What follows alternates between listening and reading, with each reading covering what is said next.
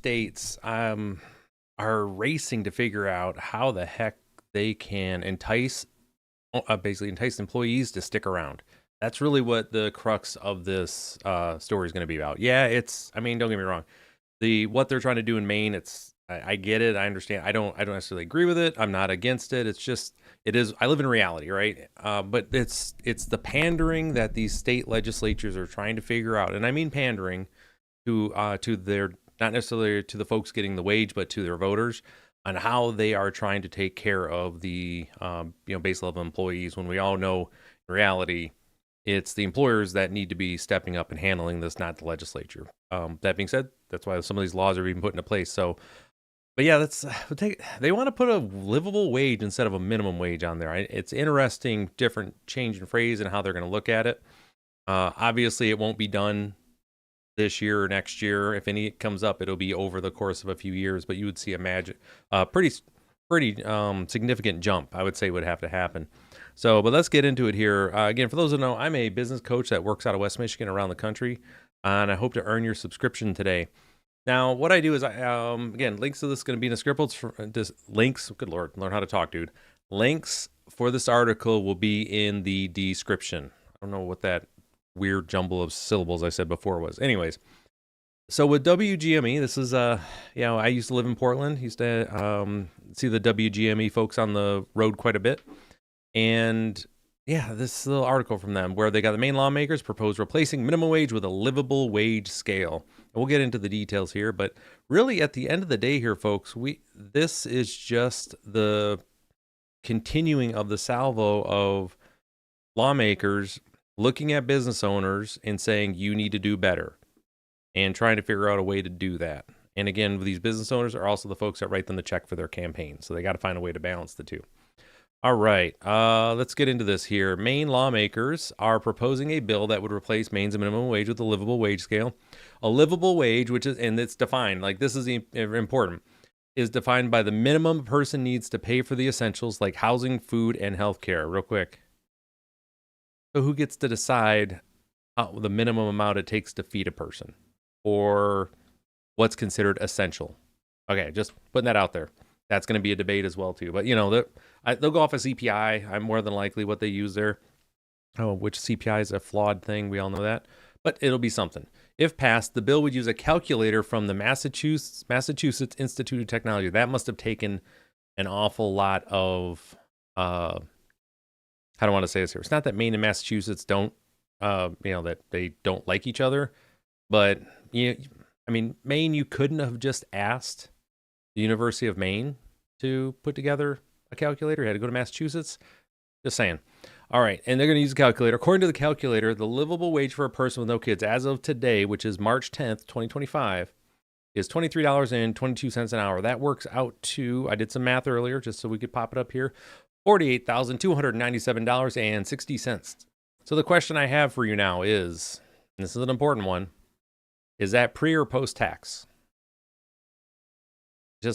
Is that pre or post tax? Doesn't say. I'm sure it'll be in the bill. The other side of this, what happens when the state raises the minimum wage? They get to get more money in taxes too. Little secret that they try not to advertise too much. Here's Susan Collins, still the senator from Maine. Challenges. Oh no, sorry. And currently though, the minimum wage in Maine is $14.65. So to be clear, they want to add basically $10 an hour, is what they're saying. It was where they're behind. $10 an hour. So that is going to be roughly $18,000, $19,000 more, give or take, a year is what it'll cost per employee for 40 hours. Now, the bill's code, we're going to get into why they're doing this and why they're trying to entice. As I mentioned earlier, they're using this to entice the young folks to stay. And this is why. The bill's co-sponsor says a higher wage is needed to boost Maine's economy and attract labor. Now, you tell me where boosting the wages across the board which is going to cause businesses to go under 100%. Now, there's an argument to be made if your business can't operate while paying a livable wage, your business shouldn't operate. I understand all that, and I'm not here to argue that point. I'm just living in reality right now that If this something like this was going to affect, 30% of businesses are gone in the first year, just gone, just under, because you can go research it, but long story short is the way that they operate and they're currently structured, they're not able to absorb that type of hit, which is almost a 40% increase in their labor rate. It would absolutely decimate 30% of businesses overnight, which is fine. It happens. It's happened during COVID. It's been happening for the last 2 years. Businesses are going under all over the place because spending's down. I don't mean fine. That's not the word I want to say, but it's just it happens. Okay, and I feel bad for folks that it happens with. However, it's part of doing business. The overall universe changes a little bit, and you got to be able to adapt with it. All right, so next on here, we're in what you would call, and I love this, a terminal swirl for Maine. That means swirl as in like toilet flush. We are the oldest state in the country. We are desperate. We are in desperate need for labor, and we cannot get labor because we cannot pay them enough for them to afford rising housing costs. Rep. Valley Geiger, from a Democrat from Rockland, said, the average worker is eligible for food assistance or rental assistance for heat. There's something wrong when your economy is working that way. So again, there's some cool conversation going on. So go check out the link in the description if you want to jump on that. Let me just, as someone who's lived in a couple areas during my time, traveled around, been to places where where it's desirable for people to live, that they have a lot of people moving in there and they need people for the service industries to be able to support the folks that are moving in along with the tourist areas, which Maine is. So Maine's not only desirable to live in, it's also it's where the entire Northeast goes, and some of the Eastern Seaboard goes to vacation. Maine's called vacation land for a reason. Everyone pours up there, and they have folks that, well, not this year, probably not coming down from Canada, probably going to skip right over the U.S. this year, but it's huge, and they need young folks to run a lot of those businesses, and they can't afford to stay there. So you get into this cycle where the legislature, where the businesses have to pay more, or the other dirty little secret that the hotel industry and resort industry doesn't talk about in New England, or J1s, which is where you're getting people that come over, they get a work visa. They come in from Eastern Europe, and they work for pretty cheap, because you're providing food and housing for them as well too, and they come and work for you, and then you send them back. That's J1s are huge all over New England. So there's jobs that would be, and I'm not saying that the work visas are a problem. It's reality, folks. That's what I'm saying. The other side of that, though, is that they need the kids to be in there, the young folks, the youths. They got no place to live. They got no place to stay. They can't afford housing. They can't afford to eat and live in the place that you want them to work. So what are they going to do? They're going to leave, and they're going to go to a place where they can afford to eat, have a house, and work. So this is the issue. So again, they end up raising the minimum wage. Think of places I've lived at, like Hawaii, are a great example of this. They raise the wage, so the services get better, right? And then you get more people are coming in as tourist-wise, which means more businesses are opening, which means there's more openings that are available. Now they have to raise wages again, but there aren't enough people there, so they have to increase the wage even more. And again, it's just a cycle where the wages are going to just keep going up and up and up because of a constraint on labor.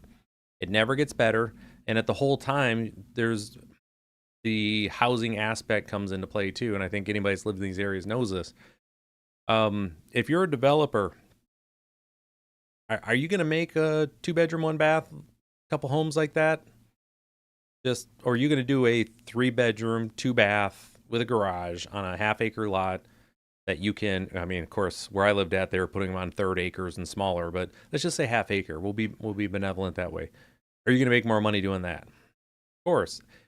If you're a developer, are you going to make more money doing apartments, or again, office space, or putting up a whole bunch of basically rows and rows and rows of single family homes, right? You know, there's no money to be made for these developers in 2-bedroom, 1-bath starter homes for these young men and women. And frankly, they don't want to do apartments either, because the return on those are not there as well either.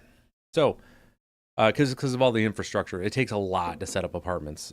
That's the main reason. So this is what we're up against, folks. You're in an area that has a lot of people coming in.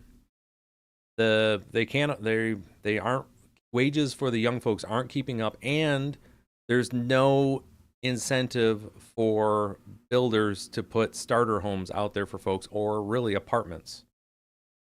So there's no place for these folks to live.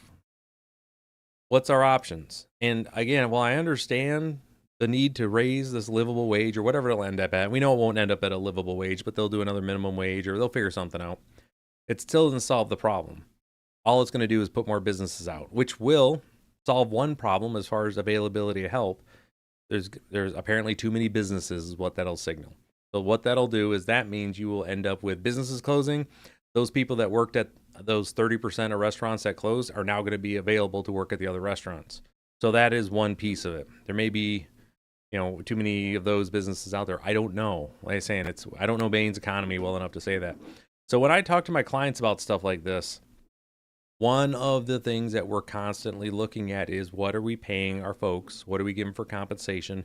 And what is that balance between the real dollar amount and things that we would use for benefits, right? What are you paying for healthcare? What are you paying? Whatever, your paid time off, sick leave, whatever that happens to be, tuition assistance for some folks. We're constantly looking at that mix. And the thing that I advise my clients on, because we are constantly looking at the legislature, is okay, the moment that we see that they are getting ready to go after a raise, minimum wage raise, most of the clients I work with, they don't have anybody at minimum wage. It's higher for entry. We immediately start doing math on what it's going to cost to raise everyone's wage if this is to go through. Just one of the things we look at, and if we have to basically flatline, plateau on benefits, because the money's got to come from somewhere. And if most people knew the margins that a lot of businesses ran on, they'd be shocked that they're there. Not all, don't get me wrong, there's a lot of businesses that have great margins and they can afford to absorb these things as they come up, but not many. Okay, so yeah, I just want to hop in here real quick. I just saw this from Maine. It's my old stomping grounds. I wanted to just get something out for it. So with that, again, hopefully I earned your subscription today. Like I said, I come here live pretty consistently throughout the week. And yeah, if you'd like to learn more about how I help businesses grow faster than you ever thought possible, be sure to check out Summit Business Guide.